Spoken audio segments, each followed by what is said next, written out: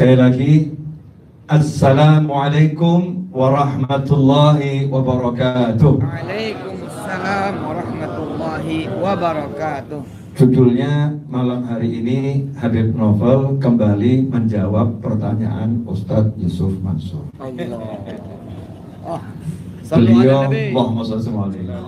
Beliau bertanya, Bib, ada orang itu bilang katanya sholawat tidak boleh untuk cari dunia. Sholawat itu katanya untuk syafaat. Bahkan ada orang yang beranggapan yang hijrah sama Nabi saja untuk nikah dan untuk cari dunia nggak dapat Allah dan Rasulnya. Jadi kalau orang gunakan sholawat untuk cari dunia, dia tidak dapat Allah dan Rasulnya.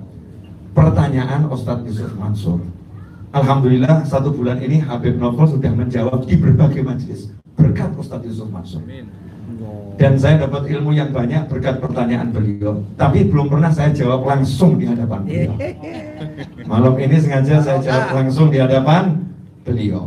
Semoga Allah panjangkan umur beliau dalam kesehatan, ketaatan, kemudahan. Amin. Hajat-hajatnya mudah-mudahan kabul. Hajat yang nyata maupun yang tersembunyi. Amin. Jangan pikirannya aneh. Ya, hajat tersembunyi itu kan lebih kabul daripada hajat yang ditampakkan. Ikhwani rahimakumullah. Pertama-tama kita harus meluruskan akidah Ahlussunnah wal Jamaah. Jadi akidah ini harus diluruskan dulu. Banyak yang akidahnya bengkok. Banyak yang akidahnya bengkok. Keyakinannya, pola pikirnya bengkok. Itu namanya akidah. Saya mau nanya, tapi tolong dijawab dengan sejujur-jujurnya. Kalau kita punya hajat, butuh sesuatu, itu mengutamakan usaha atau mengutamakan Allah? Jujur. Ayo. Seharusnya yang diutamakan Allah atau usaha? Akidah ini. Seharusnya Allah, betul ya? Bisakah usaha mewujudkan hajat kita? Tidak. Orang yang mengatakan usaha bisa mewujudkan hajatnya musyrik. Karena dia sudah lepas dari surat Al-Ikhlas. Qul huwallahu ahad, Allahus samad. Katakanlah tujuannya hanya Allah, yang ada hanya Allah, la ilaha illallah, Allahus samad. Tempat bergantungnya segala sesuatu adalah Allah subhanahu wa ta'ala. Gak boleh bergantung pada apapun. Idza sa'alta fas'alillah wa idza sta'anta fasta'in billah. Kalau kamu minta, ya minta sama Allah. Kalau butuh pertolongan, ya minta pertolongan kepada Allah subhanahu wa ta'ala. Seperti itulah kami diajarkan oleh guru-guru dan leluhur kami. Akidah, gak noleh pada apapun. Ya, gak noleh pada apapun dan tidak noleh pada siapapun. Allah dan Allah dan Allah. Bahasa kerennya UYM, Allah dulu, Allah lagi, Allah terus. Kepanjangan tapi itu.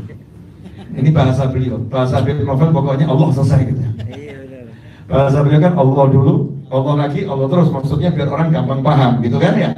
Kalau bahasa saya Allah terus sudah. Allah pokoknya. Tujuannya adalah Allah. Nah, sekarang ini banyak orang yang melenceng akidahnya. Butuh mobil, ngecek saldo. Musyrik ini.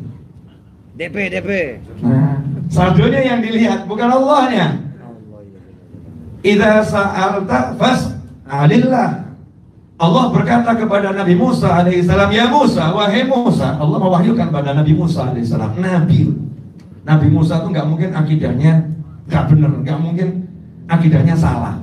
Tapi sama Allah Ta'ala diingatkan, wahai Musa, kamu butuh apapun minta sama aku. Musa nih, butuh apapun minta sama aku. Meskipun hatta syirokina alik, sampai kalau tali sandalmu putus, minta sama aku.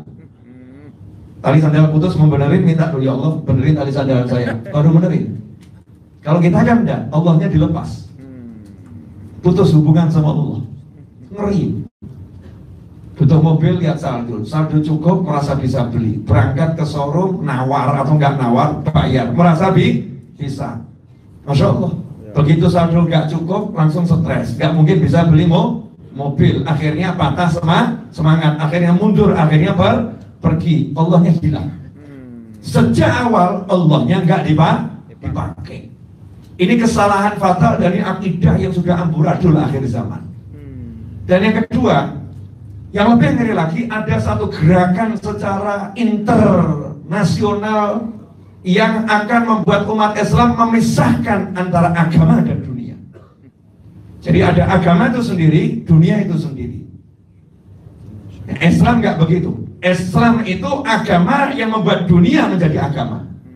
Jadi tidak ada yang namanya agama sendiri, akhirat sendiri, dunia sendiri. Semua duniamu adalah akhirat. Ad-dunya mazra'atul akhirat. Jadi nggak ada dunia. Buat Islam itu semuanya adalah akhirat. Kalau kamu masih menganggap dunia itu dunia, kamu melenceng dari ajarannya Allah Subhanahu wa Ta'ala. Sampai di sini jelas? Dan sekarang masuk ke intinya. Jadi kalau mau punya hajat, pengen beli mobil, ngapain dulu? Jangan cek saldo, salah. Itu saya kemarin di WA sama salah satu santri YouTube. Santri YouTube. SY ya. Santri YouTube. Habib, alhamdulillah berkat lihat YouTube Habib Novel. Udah subscribe belum? Pelanggaran. Subscribe dong Habib Novel Al-Idrus. Channel YouTube saya tidak beriklan, insya Allah. Nggak ada iklannya. Memang untuk sarana silaturahim ya, buat nambah ilmu. Nggak ada iklannya. Nah, itu santri YouTube bilang, Habib terima kasih. Betul Habib. Saya sempat ngeyel, tapi betul Habib. Memang orang nggak boleh bersandar kecuali kepada Allah. Saya mau transaksi jual beli, mau ngasih DP, mau ngasih uang muka, PD, saya transfer sekarang. Saya pergi ke ATM. Begitu ATM ini kartu saya masukkan mesin ATM, alhamdulillah Bib, ketelen. Transaksi batal. Ketelen. Transaksi batal, saldonya banyak. Tapi kalau ATM-nya ketelen gimana? Ya nggak bisa. Nah ini orang yang melepaskan Allah Subhanahu wa Ta'ala. Nggak boleh melepaskan Allah, harus terus minta nomor satu sama Allah. Betul mobil punya, betul duit punya, betul teman punya, betul kekuasaan punya, betul apapun punya, tapi kamu nggak punya. Karena kalau tidak biiznillah tidak bisa jadi apa-apa. Maka harus minta dulu sama Allah. Ya Allah, izinkan mobil saya jalan. Makanya sebelum naik mobil suruh baca doa dulu. Ketika sudah duduk, subhanalladzi sakhkhara lana hadza wa ma kunna lahu muqrinin. Suruh baca doa dulu, itu pengakuan semua. Gak bisa apa-apa, kamu yang menundukkan ini ya Allah. Bismillahi tawakkaltu Allah, la haula wala quwata illa billah. Tawakal, pasrah sama Allah, gak punya apa-apa. Jadi semua dikembalikan ke Allah. Punya hajat apapun, minta sama siapa? Allah. Pertanyaan saya, kalau udah minta sama Allah, perlu gak ngecek saldo? Ya, ayo. Ayo. Jawabannya nggak perlu. Memang gak ada juga kan? Nggak ada juga. Saldonya minim gitu. Kalau udah minta sama Allah nggak perlu ngecek saldo. Artinya apa? Kalau toh kamu cek saldomu itu minim atau saldomu itu lebih, kamu nggak pernah percaya sama saldo. Yang kamu percaya hanya Allah Subhanahu wa Ta'ala. Paham ya? Ma biyadik ya Rabb awsaq bima biyadi. Yang di tanganmu ya Allah lebih aku percaya dari apa yang di tanganku. Jadi yang di genggaman Allah lebih dipercaya daripada yang kami genggam atau yang kita sedang genggam. Jadi ada atau enggak ada enggak ngurus. Yang penting Allah ada, aku udah minta sama Allah. Dan Allahnya bilang ud'uni astajib lakum. Panggil aku pasti aku jawab. Nah, masalah terkabul atau tidak, ikuti petunjuk berikut. Kalau petunjuknya diikuti, kabul. Oke, sepakat, berarti akidah Ahlussunnah wal Jamaah punya hajat dunia model apapun, minta sama siapa? Sama Allah. Jadi kalau ada orang punya hajat dunia gak mau minta sama Allah, tapi ngandalkan saldonya, ngandalkan koleganya, ngandalkan kemampuannya, itu orang yang bertauhid atau musyrik? Musyrik. Dia musyrik, seperti orang sakit kepala, langsung ambil obat sakit kepala, langsung diminum. Tanpa hatinya minta tolong sama Allah Subhanahu wa Ta'ala. Musyrik. Nah ini menarik.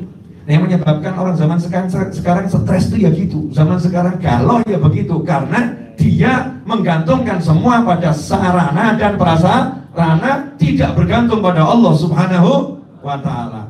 Nah sekarang mainnya di sini.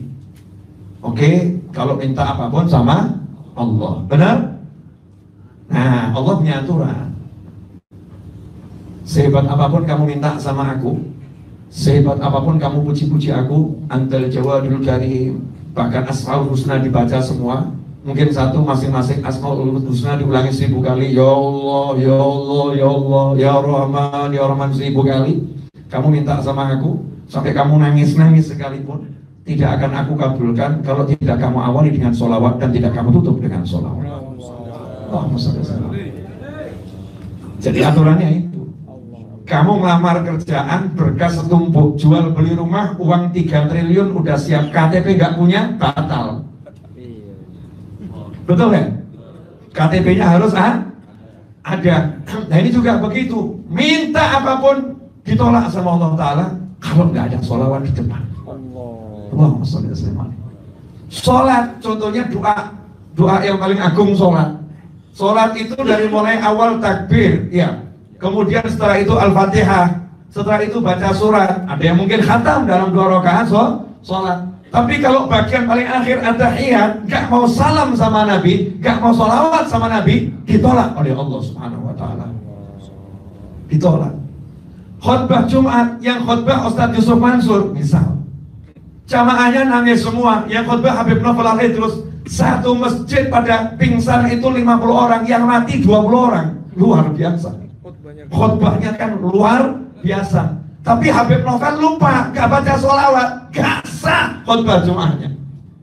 Khutbah Jumatnya gak sah, sholatnya jadinya tidak sah. Gara-gara apa? Tidak bawa sholawat. Sampai sini paham? Berarti sholawat ini penting atau sangat penting? Sangat penting. Berarti kalau kamu butuh hajat mobil, itu hajat dunia atau enggak dunia? Kata orang ya, dunia atau enggak dunia? Dunia. Mintanya ke siapa dulu? Ke Allah. Kamu ke Allah harus ngapain dulu? Sholawat. Jadi kalau kamu punya hajat dunia tanpa sholawat, masuk akal tidak? Enggak masuk. Harus baca sholawat. Allahumma sholli terus sholawat, baru minta. Betul seperti itu? Itulah hebatnya para habaib, para kiai dan para guru. Dulu sudah mengajari, kamu kalau punya hajat, sholawatin dulu. Termasuk dia. Sholawatin dulu, sambil minta. Itu yang pertama. Dalil yang kedua, ini saya singkat ya, karena udah bagian paling akhir. Mau panjang, subscribe channel YouTube saya, cek video-video sebelumnya.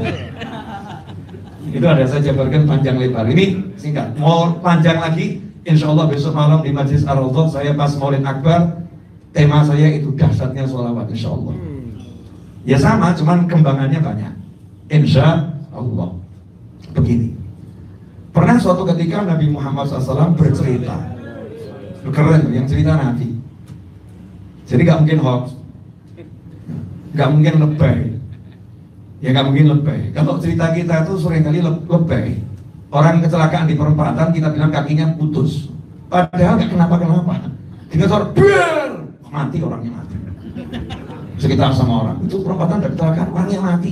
Padahal orangnya nggak apa-apa, orangnya sehat. Kecelakaannya betul, tapi tambahannya salah. Sering model begitu. Saya itu nggak sering.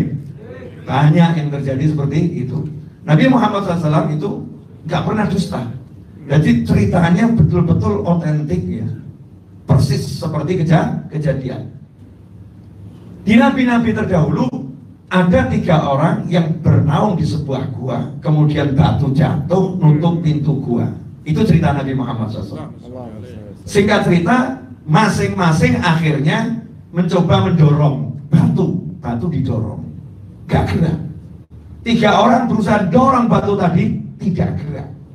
Cek ini ya, dorong batu gak gerak. Mestinya kalau sekarang panggil traktor ya, cari alat dorong gitu kan. Tapi ternyata 3 orang ini udah merasa nggak mampu mendorong, dia langsung minta sama Allah Ta'ala. Mintanya ya nggak masuk akal.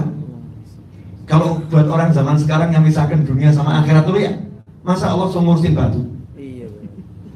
Masa Allah suruh ngurusin geser batu? Kan seakan-akan begitu ya. Kamu urusan geser batu traktor dong, jangan panggil-panggil Allah. Ini kan orang zaman sekarang yang mulai misahkan agama dengan dunia. Naudzubillah min dzalik. Tapi saat itu angkat tangan satu. Ya Allah, saya punya amal ini, anak pergi sama orang tua. Yang satu, ya Allah, saya punya amal ini, mau zina gak jadi. Yang satu, ya Allah, saya punya amal ini, gajinya karyawannya disimpan, kemudian dikembangkan sampai jadi ternak yang luar biasa, ditagih sama karyawannya. Mana gaji saya dulu, ini semua kambing ini milik kamu semua, diambil dan sedikit pun saya gak dikasih upah. Ya Allah, gak dikasih upah, saya membesarkan ini. Kalau itu ikhlas karena kamu masing-masing, kalau kamu terima ya Allah, maka tolong geser batunya, geser. Akhirnya bisa keluar, ya bisa keluar. Jadi yang geser batu siapa? Allah. Yang geser batu siapa? Allah. Caranya minta batu bergeser dengan apa? Amal soleh. Dengan tenaga? Tidak. Dengan dorongan? Tidak. Dengan amal soleh. Jadi kamu pengen beli mobil, tapi saldomu minim. Beli rumah, saldomu minim. Kamu punya hajat yang besar, kekuatanmu nggak mungkin cukup. Minta sama Allah. Mau cepat kabul, tawassul dengan amal soleh. Catatannya amal soleh yang diterima. Sampai di sini timbul perkara. Yang mana yang diterimanya? Betul kan? Oke. Itu kisah tadi untuk umat Nabi terdahulu. Nah ini untuk umat Nabi Muhammad SAW. Habib Kiai Guru punya fatwa dan pendapat. Anda tidak akan temukan fatwa ini di kelompok ulama-ulama yang bukan Habib dan Kiai dan para guru. Susah carinya. Apa itu? Satu-satunya amalan yang tidak ditolak Allah Ta'ala, meskipun riya, ujub, sum'ah, apapun itu niatannya adalah sholawat. Allahumma sholli ala. Jadi kalau ada orang sholawat, gak mungkin ditolak sama Allah Ta'ala. Meskipun orangnya riya, biar orang muji saya, Allahumma sholli wa sallim ala Nabi Muhammad SAW. Ya Rabbi sholli ala, pasti diterima. Nah, mesti ada yang nyinyir. Habibnya Asmuni, asal bunyi. Mau sholat saja masih banyak yang ditolak, masa sholawat diterima? Orang sedekah riya aja ditolak, masa sholawat diterima? Nah ini orang gak beres. Mau ada amal soleh yang diterima kok dibandingkan sama amal soleh yang lain? Iya, nanti saya jelaskan. Mau tahu jawabannya? Simple. Ayat yang merintahkan sholawat hanya satu ayat. Innallaha wa malaikatahu yusalluna 'alan nabi ya ayyuhalladzina amanu sallu 'alaihi wa sallimu taslima. Allahumma shalli wa sallim wa barik 'alaihi. Terjemahannya, sesungguhnya Allah senantiasa bersolawat kepada Nabi. Malaikat-malaikat Allah juga bersolawat kepada Nabi. Hei kalian, apakah semua dipanggil? Tidak. Karena dipanggil semua. Siapa yang dipanggil? Kalian yang percaya sama aku, kata Allah. Yang percaya sama surga, percaya sama neraka, percaya sama malaikat, percaya sama nabi-nabi, percaya sama kitab-kitab, percaya sama takdir. Kalian semua yang mukmin, kalian harus sholawat dan salam sebaik dan sebanyak mungkin kepada Nabi Muhammad SAW. Allahumma shalli wa sallim alaihi. Ini perintah Allah. Baca tafsir manapun, mau Qurtubi, mau Ibnu Katsir, mau Jalalain, tafsir yang Anda punya. Cek. Ya, saat ayat ini turun, apa yang terjadi pada sahabat? Ternyata sahabat gempar heboh. Kenapa? Disuruh sama Allah untuk mendoakan. Sahabat itu orang yang paling paham bahasa Arab. Arti sholah itu doa. Selalu berdoalah untuk Nabi. Maka sahabat bingung. Doa apa ini? Ngadeplah kepada Nabi Muhammad SAW. Ya Rasulullah, hadza salam qad arafna. Kalau salam ini kami udah tahu, udah diajari. Assalamualaikum ayuhan nabi wa rahmatullahi wa barakatuh. Assalamualaikum ayuhan nabi. Ya Nabi assalamualaikum, udah tahu salam. Tapi kalau suruh mendoakan engkau, sholawat kepada kamu bahasa Indonesianya ya. As-sholah alaik, kaifa nusalli alaik ya Rasulullah. Kalimatnya dalam hadis baik itu Bukhari, ya kemudian Ahmad, ya Daruqutni atau yang lain hadis yang sahih. Disebutkan di situ kaifa nusalli alaih. Kaifa dalam bahasa Arab artinya kaifiyah, bagaimana caranya. Jadi kalau ada orang menggunakan hadis ini sebagai dalil tidak boleh baca sholawat selain sholawat Nabi, jelas keliru besar, nggak paham bahasa Arab. Karena hadis ini bukan menjelaskan bentuk sholawat, tapi menjelaskan kaifa, bagaimana caranya bersolawat. Bentuknya terserah kamu, yang penting caranya benar. Bentuknya terserah kamu, yang penting caranya benar. Harus benar caranya, bentuknya bebas. Makanya muncul sholawat Nabi, sholawat sahabat Nabi, sholawat tabi'in, sholawat aulia wassolihin. Makanya muncul sholawat Nabi di masa hidup Nabi, sholawat Nabi yang diberikan Nabi kepada para wali lewat mimpi. Makanya muncul sholawat yang dikarang oleh orang-orang yang soleh, oleh para ulama, sahabat diantaranya Sayyidina Abdullah bin Mas'ud dan banyak sahabat yang lain yang mengarang sholawat untuk Nabi Muhammad SAW. Tapi ketika bertanya bagaimana caranya, di situ timbul satu masalah. Ternyata Rasul tidak pernah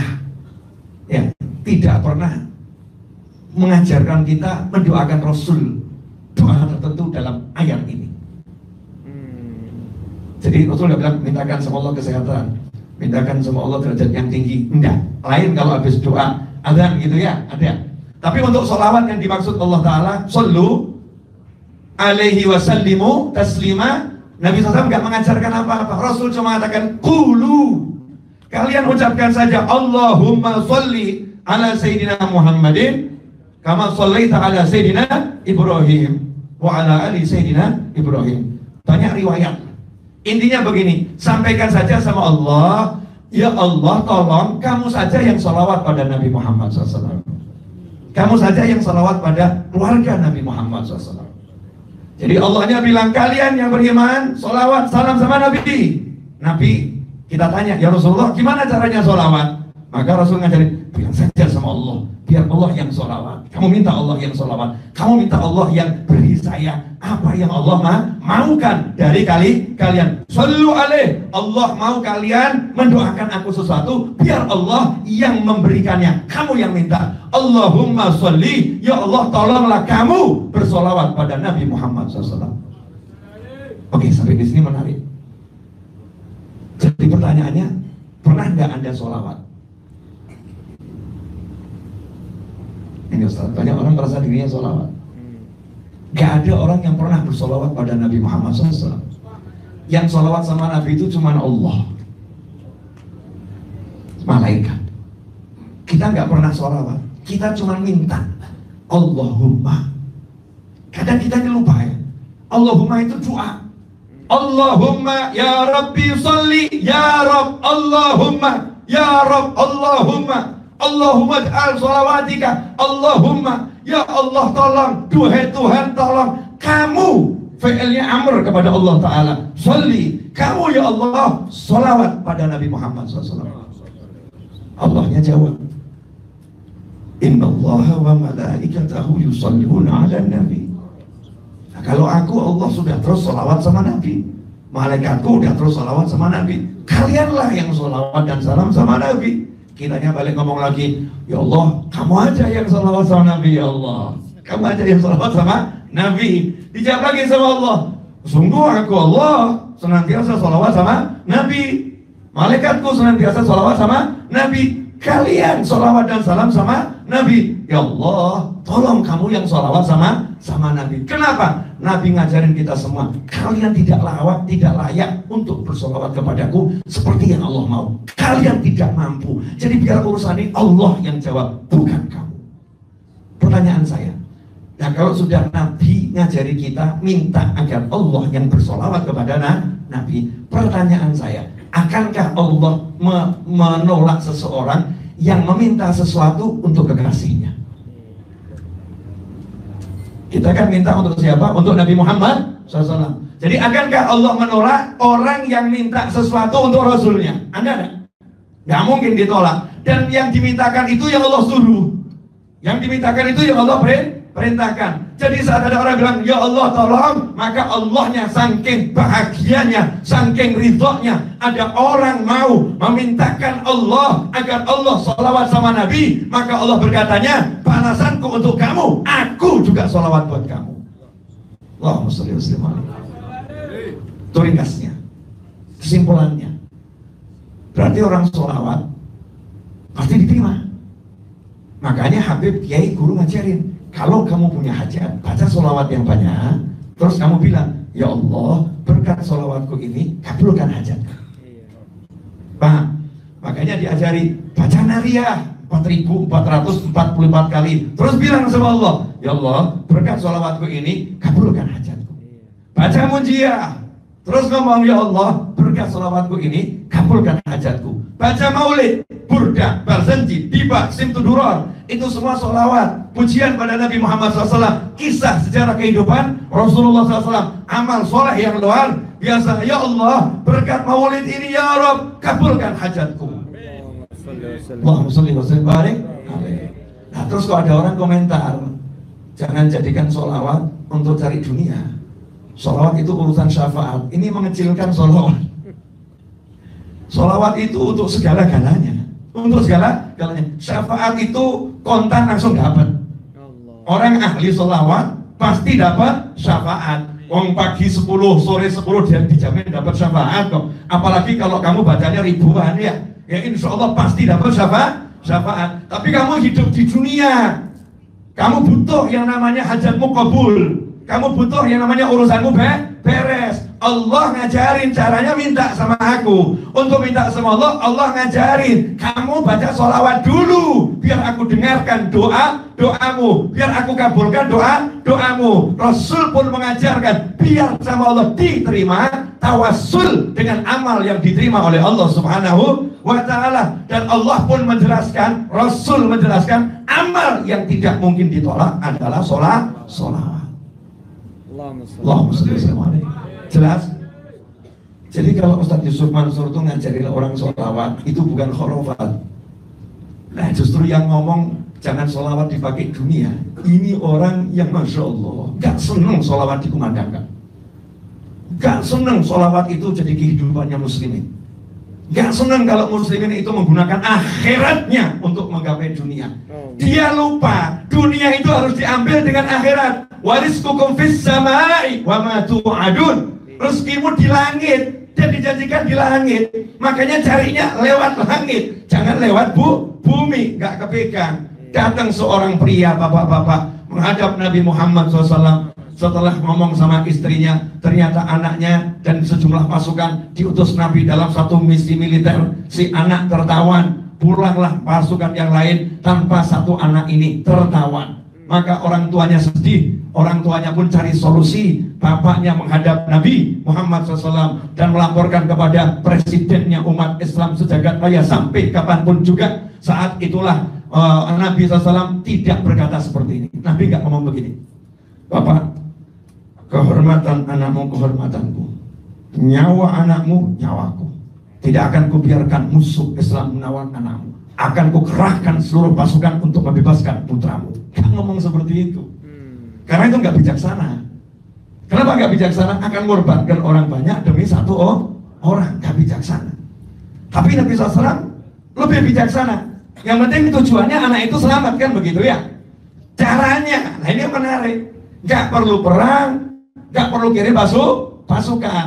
Orang tuanya dikasih tahu, pulanglah kamu, ajak istrimu baca la haula wala quwwata illa billah.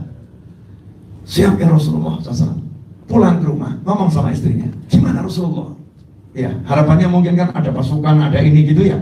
Sama Rasul suruh baca la haula wala quwwata illa billah. Sebaik-baik petunjuk Nabi Muhammad SAW, istrinya ngomong begitu. Coba kalau istri zaman sekarang, suaminya terlilit hutang, banyak masalah, pergi tempatnya Ustadz Yusuf Mansur, cari solusi, diajarin baca sholawat yang banyak. Pulang, gimana? Apa kata Ustadz? Kita dipinjami duit? Enggak. Terus suruh sholawat yang banyak. Ya, Ustadz pelit. Kalau gitu, sholawat hasilnya apa ini? Itu kan?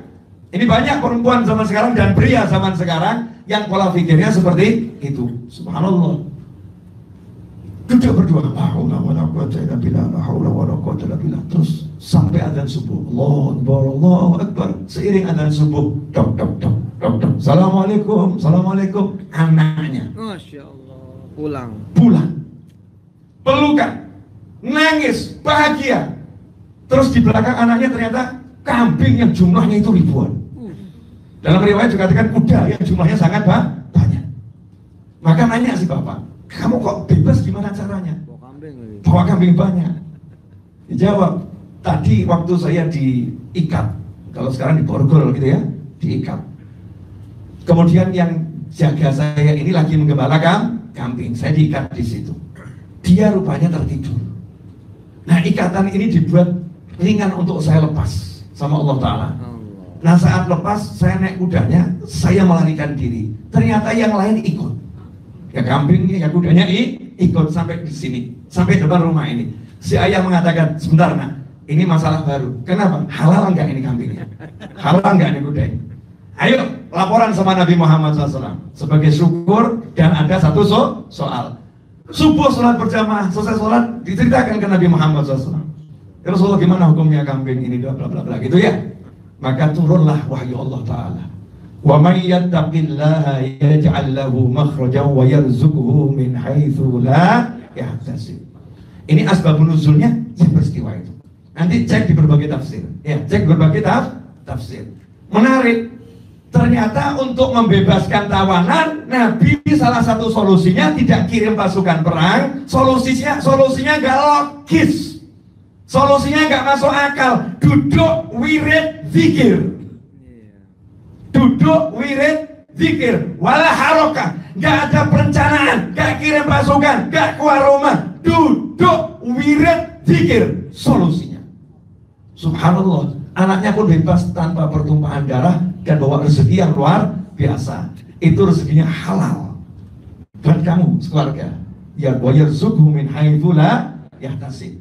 Jadi Al-Qur'annya pun ngomong, kalau kamu pengen solusi buat masalahmu, solusinya takwa.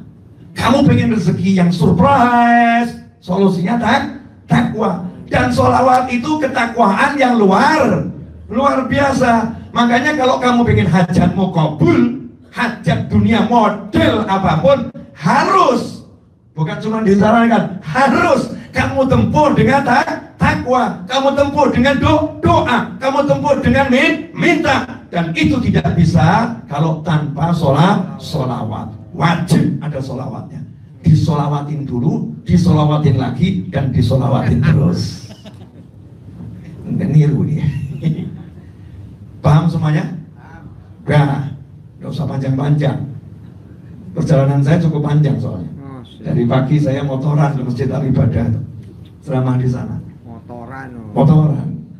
Terus lanjutkan tadi maghrib di Masjid Sektor 9 Bintaro. Terus Masjid Al-Falah dekat dari situ. Terus barusan dari rumah sahabat saya Pak Budi, ada ulang tahun tim rebananya 1 tahun. Mampir situ sebentar, berebut kopi, ngomong 4 menit. Mau saya tambahkan? Yakin? Ini kok maunya sama enggak? Semangat begitu. Terakhir. Ini buat tim rebana nih. Kadang tim rebana ini enggak jelas soalnya. Kamu tuh nabuh yang jelas, yang benar. Maksudnya yang benar itu niatmu, yang benar. Kalau niatmu benar tuh hasilnya mengerikan loh, dahsyat. Ini enaknya di-share nggak ya? Nanti terlampau bahagia. Hadiah. Jadi suatu hari Nabi SAW ketika hijrah istirahat di rumah Abu Ayyub Al-Ansari radhiyallahu ta'ala anhu. Istirahat di situ, capek istirahat. Tiba-tiba dengar suara tabuhan rebana. Nahnu jawab Banu Najjar, ya habadha Muhammad bin Jar, dum dum dum dum dum dum dum dum. Nahnu jawab Banu Najjar, ya habadha Muhammad bin Jar, dum dum dum dum dum dum. Anak-anak perempuan kecil-kecil nabuh rebana. Nabi Muhammad SAW yang lagi istirahat, capek, langsung bangun, keluar dari rumah, mencari asal suara tersebut. Kemudian Nabi SAW, ya, ketika anak-anak itu lihat Rasulullah SAW, senang. Maka nabuhnya semakin semangat. Selesai mereka nabuh, Rasul bersabda, Wallah, pakai sumpah, demi Allah, sesungguhnya Allah sangat mengetahui kalau hatiku sangat mencintai kalian. Wah, hiburan. Ini kelewat tadi, saya keceplosan ngomong ini. Jadinya tim hadroh bahagia. Jadi kalau kamu tuh nabuhnya bener, ya Rasul datang. Dicari, ini sampai ke Madinah, dong. Kalau nabuhnya bener, tapi kalau mau nabung rokok dulu ya nggak bener. Ini mau buat sholawat, ya kasih jeda 1 jam sebelum main, jangan rokok. Bersihkan mulutnya, mau buat sholawat. Kumur yang bener, siwak, ya pakai siwak. Ini buat manggil Nabi Muhammad Sallallahu Alaihi Wasallam. Adabnya dibenerin, artinya hadapkan ke Rasulullah SAW. Kemudian panggil ya Nabi salam alaika, ya Rasul salam alaika, ya Habib salam alaika, salawatullah alaika. Oh, dari Madinah ya, Nabi datang nggak sendirian. Ahli Baqi diajak, sahabat-sahabatnya, temennya diajak, berasik, rame-rame. Habis itu selesai, yang Nabi punya hajat, pengen nikah, kabul. Ini banyaknya masih jomblo, betul ya? Loh, anak kecil nikah bagus. Nanti kalau presidennya saya tahun 4000 Masehi, talih belum nikah, saya masukkan penjara. Tahun 4000 Masehi, saya jadi presiden, usia talih belum nikah, saya masukkan penjara, anak beserta orang tuanya. Tapi 4000 Masehi. 4000 Masehi. Kenapa? Semua harus pelan. Oh, ini perubahan drastis ya. Jangan tergesa-gesa, pelan-pelan, terstruktur, terukur. Harus cantik. Ya, harus cantik. Kenapa Bapak Presiden tahun 4000 Masehi ini ya menghukum penjara orang balik beserta orang tuanya kalau anaknya belum nikah? Jawaban saya, amanat Undang-Undang Dasar dan Pancasila. Sila pertama, ketuhanan yang Maha Esa. Saya tidak akan membiarkan zina ada di Indonesia. Makanya urusan nikah semua akan saya buat mudah. Mau nikah 1, nikah 2, nikah 3, nikah 4, mudah. Yang menghalang-halangi saya penjara. Repot ya Pak. Haji Ali repot. Itu nanti ada keterangan lebih lanjut loh ya. Pasal lebih lanjut yang mengikat dan mengatur ada. Ini belum selesai masalahnya. Ya kan? Kemudian gagal fokus ini. Kenapa Bapak keras seperti itu terhadap masalah ini? Iya, masalahnya bukan masalah yang kecil, masalah zina. Masalah zina. Kalau pernikahan ditunda, kemungkinan zina besar. Kemungkinan zina besar. Maka presidennya saya nikah hari ini, langsung nikah. Enggak pakai repot, enggak pakai syarat. Kalau nanti bubar, enggak masalah. Lebih baik bubar tapi nikah daripada enggak bubar tapi zina. Aneh kalau zina dipermudah, nikah dipersulit. Na'udzubillah min dzalik. Makanya nanti kalau presidennya saya enggak segera nikah, saya penjara. Anak perempuan usia balik harus segera dinikahkan.